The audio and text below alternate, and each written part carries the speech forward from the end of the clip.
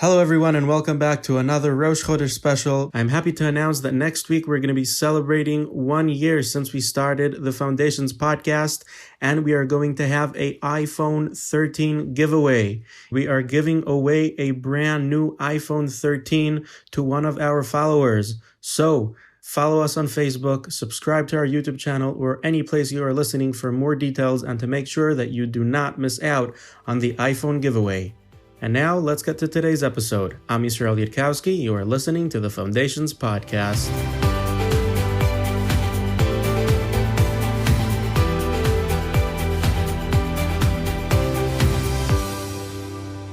I want to begin by wishing everybody a blessed, sweet, productive, and happy month of Kislev. A very, very precious and special month. A month of Hanukkah. A month which, in a certain way, touches upon the essence of what Rosh Chodesh is about, which is bringing out the light from the darkness. Perhaps, in Mitzvah Shem, at other time, we'll discuss that more in depth. But I would like tonight, with Hashem Yisbarach's help, to talk about, in a general sense, more about Rosh Chodesh, to continue a little bit about the topic as we began, and sort of wrap up the discussion that we began last episode, to complete a certain point. Be'ezus Hashem. We mentioned last time that the gift of Rosh Chodesh in general is the gift of renewal, starting again fresh. And as we mentioned then, it's not only about starting over again, but it's rather starting over again a new idea, a new topic, a new concept. Every month when we bench Rosh Chodesh and it becomes the following week, within the week, a new Rosh Chodesh, a new beginning. It's Rosh Chodesh. It's a beginning of something new. Every Rosh Chodesh has its own unique identity, its own unique personality, its own unique character, its own unique strength.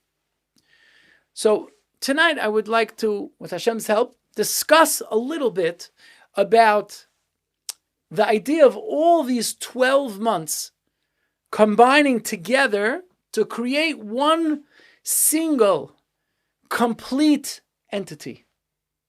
The harmony that's brought about within a person, within his life, and within the world, when we experience each one of these 12 months and recognize they're all working together to create a complete wholesome person, a complete wholesome world, and a complete wholesome life experience for each and every one of us. So we'll begin maybe perhaps by focusing on the idea a little bit about the year in general. The Michtav Eliyahu gives a mashal and explains, if we would like to sort of get a certain perception of how the year works as a year, we would imagine a spiral staircase with hundreds of steps going around and around. At some point, there will be a step which exactly overlaps a step many feet or steps below it. You have a circle going around the central spoke of this circular staircase. And as you go around, every single step is going to have further up another step above it. If we would imagine the concept of a year as a circular staircase where it takes 354 steps to make one complete revolution around the central spoke, and 355 steps above is the next step that exactly correlates with another step below it. So every single step you go up one, and then again, 355 steps above. The idea being, every day of the year is invested with a certain identity, with a certain power, with a certain feeling. And as we go through our lives, and really as we go through the cycle of years, we're revisiting 1 year later, 355 days of personal growth and steiging, maturity, deeper understanding of life. We're revisiting that same point again, albeit in a very different place where we are today. Every one of us, for who we are. 1 year we experience Chaf Aleph Cheshvan when we're 19. 1 year later we're re-experiencing Chaf Aleph Cheshvan when we're 20. And a year later at 21, so on and so forth. And what's going on in the world around us. The Michtav Eliyahu also explains, which is such a powerful idea to realize the Yomim Tovim that we have, that we experience throughout the cycle of the calendar year, are not after the facts. We don't experience Pesach on Tes Vav Nisan because it happens to be on Tes Vav Nisan is the day that HaKadosh Baruch Hu took us out of Mitzrayim. Hashem took us out of Mitzrayim on Tes Vav Nisan because that calendar day is the date that's embedded with Cheirus. It's Zman Cheirusenu, the week from Tes Vav Nisan following through to Chof Aleph Nisan. That's the Zman Cheirusenu in the year. Avram Avinu, Chazal tell us, kept the whole Torah before it was given. Nasu shtei kilyosav kishtei rabbosav v'lamdu oisai Torah. Avram Avinu's two kidneys, which is in Chazal considered the source of a person's depth of understanding, eitzim kloyos yoyatzois, give us insight. Avram Avinu's study of the world brought to him the recognition of Hashem's will in the world, without having a Gemara to take off the shelf and learn, without having a Chumash to open, but he intuitively, with his depth of wisdom and brilliance of understanding, came to appreciate what the will of Hashem was in this world by studying the world itself, by being connected to the purpose of creation and understanding the will of the one who made it. And so Avram Avinu kept Pesach before we had the story of Parai, before we had Yidden working and backbreaking labor for so many years, before we had the miraculous 10 Makkos and finally brought to a conclusion with the Makkos B'chayris, which broke Parai's back and finally brought him to let us out. Avram Avinu kept Pesach because Avram Avinu felt and understood within the cycle of the year that this is Man Cheirusenu. This is the time of breaking free. And again, the idea of matzah versus chometz, understanding that the matzah is the bread of freedom. Avram Avinu lived it, felt it, experienced it. He had Zman Cheirusenu on Tes Vav Nisan to Chof Aleph Nisan. And it's really true about every one of the Yomim Tovim. There's a certain energy within that day that lends itself to be the day for that Yontif. That's how we could feel and experience what we're supposed to feel on that day, because that's the day that has the power to fully feel that in its utmost strength. And every Yontif happened on that day because that's the day of that Yontif. If we take the 354 days of a Jewish year as a group, we understand that these 355 steps that circle around the central spoke are broken into 12 groups. And each one of those 12 groups has either 29 or 30 days. Each of those 29, 30 days all have a certain common denominator between all of them as a whole. There's a group of this 29 or 30 days that together reflect a certain power. The day of Pesach was Tes Vav Nisan, leading through to Chof Aleph, to the day of Kriyas Yamsuf, the final destroying of Parai, the final breaking totally free. Now you don't have to be afraid of Parai coming to catch you anymore. Those 7 days of Pesach all took place in the month of Nisan. The month of Nisan as a whole is a month of Cheirus, is a month that has that power in it, and those are the days we bring it out to the utmost. So the idea is that these 354 days that create a Yiddish year, a cycle of 12 months, these 354 days where each day has its own unique personality to it are comprised really of 12 groups of 29 or 30 days each, 12 groups of a month, that each of those months, all those 29, 30 days, all have their own shared personality to them. Within the month, there's a certain energy that unites all these days together. So if we look back at the spiral staircase of the Michtam Eliyahu, we could imagine there's the 30 steps that are blue, the next 30 steps are green, the next 30 steps are orange. Each group of 30 days has its own unique energy to it. And then again, Sach HaKol, in sum total, we go around for 354 days. That creates a complete yearly cycle. There's something important to realize, to notice, to appreciate. The Bnei Yissaschar brings down at the beginning of his discourse on each and every one of the 12 months of the year, the Sefer HaYetzirah, which is Miyuchas to Avraham Avinu, a Sefer that we have extant today, a deep, deep, deep Kabbalah Sefer, but it's based upon the different elements that were invested into and brought about each different one of the 12 months of the year. The Sefer Yetzirah discusses what went into Kavyachol, what HaKadosh Baruch Hu used in a way that we could relate to and understand, what HaKadosh Baruch Hu used to create each one of these different 12 months. And within the year, the Bnei Yissaschar brings down from the Sefer HaYetzirah, there are 3 different elements of 12. It's famous in the Svarim, Olam, Shana, and Nefesh. There's 12 different elements within the world, which refers to the 12 different signs of the zodiac, the 12 different mazalois that Klal Yisrael, HaKadosh Baruch Hu invested in the world, that every single one of the 12 months of the year is represented by a different mazal, a different constellation of stars up in the heavens, and each one of those constellations, based on what they represent and what they appear to, but what they represent, give that month a certain personality. It's Olam, the constellation of stars in the world, the Shana, the month of the year, and the 12 different months of the year, and the Nefesh, a certain part of the human body which is expressive of a certain power and a koyach in the human body, a certain leader within a human personality, B'nefesh zachor nekeva, a certain element of the body which represents a certain power of the body, B'nefesh zachor nekeva, in the soul of man and woman. So the 12 different months of the year, each one has a different aspect in Olam, within the universe, B'shana, within the cycle of the year, and B'nefesh zachor nekeva. There are also other elements that relate to each of the 12 months. It's really the ingredients that go into creating this power of Olam Shana Nefesh. One is a different letter of the Aleph Beis that each month relates to.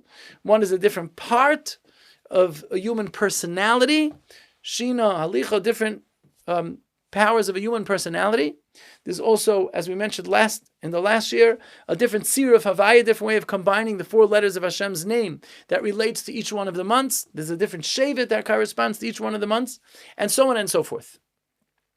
But if we look at the total as we go through the year, these 12 different entities, which are reflected again in a three-corner triangle, and the Olam, Shana, and Nefesh, so to say, they're represented in the universe, they're represented in the year, and they're represented b'nefesh zachor nekeva. There's a certain shleimus, a certain harmonious whole, a certain sense of completion within the cycle of a year, within the universe, within the nefesh zachor nekeva, within a person's inner world, that is expressed by all these different 12 elements, that is expressed by the 12 powers of the 12 months of the year, of the 12 elements of the olam, of the world, and the 12 elements in the nefesh zachor nekeva. As we go around this circle of life, as we go through and revisit each month again new within each year, we're tapping into a different part of ourselves. We'd like to use a mashal, which is really so simple to understand. If we look at, let's say, a symphony, an orchestra, and we have different groups of instruments. We have wind instruments, a saxophone, a clarinet, a trumpet. We have percussion instruments, we could have drums, we could have tambourines, we have string instruments, violin, cello, guitars. So each of these group of instruments all share a certain common element to them in the way they produce sound, in the way they produce music. Yet within that, each one is a little bit different. If we look through the year, an orchestra that only had 127 guitars playing music would be missing a lot of the depth of music. Maybe something about guitar, but it wouldn't be a full music. By enabling the orchestra to play with all the different parts of the band together, that brings a certain sense of harmony and depth and beauty to the music that having only one type would never be able to produce. the same beautiful, powerful, glorious sound. So too is this true within our life experience. Every one of the 12 months of the year lends itself to a different part of our soul, a different part of our being. There's a month of freedom, a month of going out and doing and accomplishing. There's a month of introspection, a month of revisiting my inner world. The two Rosh Chodeshim, the Rosh Chodesh Nisan, which the pasuk says about Nisan is a Chodesh Hazel Lochem Rosh Chodeshim. The month of Nisan is a month where it's that idea of newness, of new beginning that every month has. Nisan is Rosh Chodeshim, a Chodesh Hazel Lochem Rosh Chodeshim. This is the beginning of the whole cycle of 12 months. Nisan, in the Torah we know the months don't have names until Megillas Esther, where we got the names from Golus Bavel, Kislev, Teves, Shvat, Adar, and so on and so forth. In the Torah, the months are known only by numbers. HaChodesh HaRishon, HaChodesh HaSheni, HaChodesh HaShlishi. And the Rishon, the Chodesh HaRishon, the first one, is referring to Nisan. Because that's the beginning of a whole new cycle, of the external expression of a person living and doing and accomplishing. Rosh Hashanah that we have in Tishrei is the beginning of a year, and counting the years, Tavshin Pei Aleph, Tavshin Pei Beis, Shemitah, and other halachos. The Rosh Hashanah in Tishrei, the word Shana is related to the word Yashan, something old. Rosh Hashanah is about revisiting your inside world. Tishrei is a month of being reconnected to the core of yourself, the idea of tshuva, of like thinking about who you are, what my values are, where I want to get to. That's the Rosh Hashanah, is revisiting your inner world. Rosh Chodesh of Nisan is a Chodesh Hazel Lochem Rosh Chodeshim. Every one of the 12 months is linked to a certain part of the physical expression of the seasons in the world. We know that a solar year exceeds a lunar year by 11 days. A solar year is 365 and a quarter days. A lunar year, which is based on the months of the moon, has only 354. This year, it ends up being an Ibar year, a Shnasa Ibar. The calculation is very basic and simple in its general sense, and in the pratim, in the details, it gets to be very, very complex and fascinating.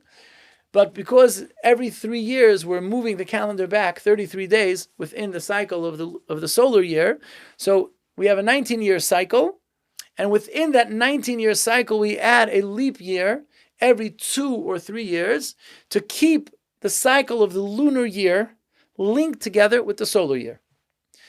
It's based on the idea that the Yomim Tovim have to come out at a certain specific time of the year. The power of the month of Nisan, of a new beginning, breaking free, just living your life in a better way, has to be interlinked with the season of spring. Spring is a time when the world begins to wake up and produce new, the flowers are blooming, the birds are nesting, the calves are being born, the sheep are giving birth.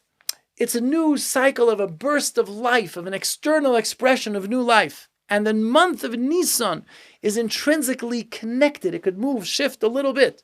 But the month of Nisan has to come out in the springtime, in Chodesh Aviv. So too it's true about all the months in the Hebrew calendar. Every month of the year is interconnected and linked together with a specific part of the solar year, which is an expression of the power of that month. Interestingly enough, and really obviously enough, different places in the world have a different expression of the solar calendar. If we move south to Johannesburg, South Africa, or to Melbourne, Australia, anywhere in the southern hemisphere, the whole cycle of spring, summer, fall, and winter is reversed. They have Tisha B'Av in the middle of the winter, and Hanukkah is summer vacation. All their seasons are exactly reversed. But the place in the world where most perfectly corresponds to the expression of the month is the center of the universe. That's Eretz Yisrael. The cycle of the solar year, the cycle of the seasons as expressed in the physical world in Eretz Yisrael, exactly correlates the idea of a rainy season and a dry season. The winter months are the months of rain, the month of Shefa, the month of Ein Mayim El Torah, of gathering and accepting knowledge, sitting and learning, not so much to go out and to do. It's cold, there's less hours of sunlight. It's a time for gathering knowledge. It's the water, the rain that's watering the soil. And then, as it comes the month of Nisan, as it comes the spring, the world bursts forth with a new glorious growth, life, energy, movement. The trees bud, put out flowers, begin producing their fruit. And Amir Hashem, Be'ez Hashem, when it becomes the month of Shvat, that's part of the power of Tu B'Shvat, is when the trees begin to draw up new energy from the rain that fell in the wintertime to begin, even though externally nothing's yet happening in the trees, but that's the beginning of the cycle of new growth which is going to happen in Nisan and throughout the summer. So in Eretz Yisrael's weird exactly corresponds best to the power of each of these 12 months as we go through the year. The year together, these 12 months and the 30, 29 or 30 days that compose each one of these 12 months give a person a complete cycle of life. There's an energy that we go through as we revisit and experience every one of these 12 months, every one of the days of every one of these 12 months. It gives us a complete cycle of life. There's a certain harmonious whole, a certain music of our lives which is complete, a certain energy of the universe which is complete when we experience all of these 12 months, which each of their 30 days in their entirety. This year is a leap year. As we mentioned earlier, every 2 or 3 years within a 19-year cycle, we have to add another Chodesh Adar in order to keep the lunar year in sync with the cycle of the solar year. The Svarim tell us that the month of Adar Sheni, the 13th month of the year, is really the power of unifying all the other 12 months of the year. It doesn't just happen to be. Kavyachal HaKadosh Baruch Hu could have made it that the solar year and the lunar year exactly intertwined. Instead of each month of the lunar year being 29 and a half days, they could have been 30. And then it would have exactly corresponded together. 30 and a half, and then exactly would have corresponded together. But HaKadosh Baruch Hu did it in this way because we need, every 2 or 3 years, we have this Iber Yar, a leap year, where we add an extra Adar. Those years are very special years. The second Adar is a month which sort of combines, brings together as a whole, all the other 12 months of the year as a unified element. The number 13 in Yiddishkeit is a very powerful number. We know that the Shem Havaya, the special name of HaKadosh Baruch Hu that he used, is an expression of the creation of the Obriya, the Shem of Rachamim. The Shem Havaya is Begematria of 26. 13 and 13. The two words that combine to create the 26 of Shem Havaya are two very precious and special words. Words that tell us so much about ourselves, tell us so much about the world. The word of Echad, oneness, unity, and the word Ahava, love and loving kindness and giving and connection, which really is created through Ava, through giving. The two words of Echad and Ava together combine to have the 26 of the Shem Havaya. The word Echad, the 3 letters are Aleph, Ches, and Daled. The Ches and the Daled represent the 12 months of the year. And the first letter, the Aleph, the 13, is the ability to take Aleph as 1, which really is not just another number. It's the 1, it's the unifying element of the other Ches and the Daled. If we look at the Shvatim in the Midbar, we mentioned earlier, previously, that each of the 12 months of the year also corresponds to a different one of the Shvatim. Sometimes we have a family with a bunch of different kids, and looking at the children, we see that every child is so different. One child is quiet and thoughtful. One child is very active, rambunctious, and excited. A different child has a golden heart. They just love helping. Every child has a different personality, a different strength. One kid is very brave and is not scared of anything, is willing to take on any challenge. Another child is perhaps very cautious, but he's very neat and orderly. Every child has a different sort of personality, different strengths. And again, it's sort of a unified whole, a team together, a successful team, any type of team. You have soldiers that go into battle. The army has to have intelligence and has reconnaissance, and it has to have air force and a navy. And within each unit of soldiers, one of them is a sniper, one of them is a medic, one of them is a maybe explosives expert, another one is a communications guy that's keeping in touch with the central command back behind the field. And it's all of them working together, lending their strength, that's going to make the team successful. The 12 months of the year relate to the 12 Shvatim. It's also a composite that together create a single unified whole. Interestingly enough, and this is a topic perhaps for further discussion a different time, the 12 Shvatim were encamped in the Midbar around the Mishkan, each in a very specific place. There were 3 Shvatim to the east, and 3 Shvatim to the west, 3 Shvatim to the north, and 3 Shvatim to the south. The groups of Shvatim that were put together were also not haphazard at all, obviously. All the 3 Shvatim in the east shared a certain common characteristic. Although, as we understand, each Shevet had his own unique personality and his own unique strength to contribute, but yet all those 3 together shared a certain common element. So too the 3 Shvatim on the south. Each one is different, but the 3 together as a group share a common element. The 3 in the back, in the Ma'ariv, and the 3 in the north. Within the fact that each one of the months of the year represents a different shiur of Havaya, it's also true that in the groups of the 3 months of the year, Nisan, Iyar, and Sivan all begin with a shiur of Havaya that starts with a Yud. Tammuz, Av, and Elul all begin with a shiur of Havaya that starts with the letter Hey, and so on and so forth, that we see it in the months of the year, that the 3 grouped together have a certain similar energy that they all share. There was really 13 Shvatim though. Yosef was broken into 2, Ephraim and Menashe. Within the Shvatim camping around the Mishkan, there was 3, 3, 3, and 3, but Shevet Levi was not included in that group of Machne Yisrael. Shevet Levi was his own encampment. Moshe, Aaron, Ubanov were in the Mizrach in the front, behind Yehudi, Yisachar, and Zvulun. And then Gershon, Qasim, and Ravi were north, south, and west. Those Shvatim, the Shevet Levi, the different Chalakim of Shevet Levi, those children of Levi, were the 13th Shevet that were the Machne Leviah. They shared together a certain element that they were closer to the Mishkan, but it was one Shevet that again shared all the 4 ruchas of all the other 12 Shvatim. Shevet Levi was the Aleph of the Shvatim. He combined, by giving them all their connection to the Mishkan, to the Machne Shechin in the middle, Shevet Levi was the one that brought all of them together. This idea, this concept, and I think that's the main point that we'd like to share tonight, this idea of recognizing that each one of us is composed of so many different parts of ourself. And Klal Yisrael together as a nation is composed of so many different types of people, each with their own unique strength, their own unique talents, their own unique ability to contribute to the whole.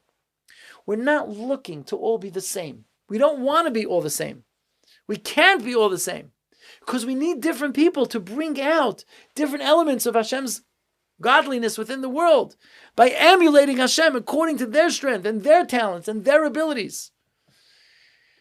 Kaviyachol, it's like going back to the mashal before, listening to music, where each one of the instruments plays his special notes, his special tone, his special sound, and together as a whole they create a beautiful, harmonious symphony. So too within Klal Yisrael. All of us have our own strength, our own power, our own unique element that we're there to contribute.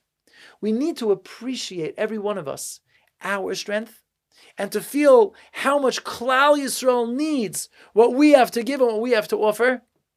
And we also need to look at those that are different than us and recognize that they're contributing something just as important as me, albeit in such a different way. If we look at Hasidim and Litvish, it's a different style of Avodas Hashem, a whole different. A Chassid goes to Tish Friday night.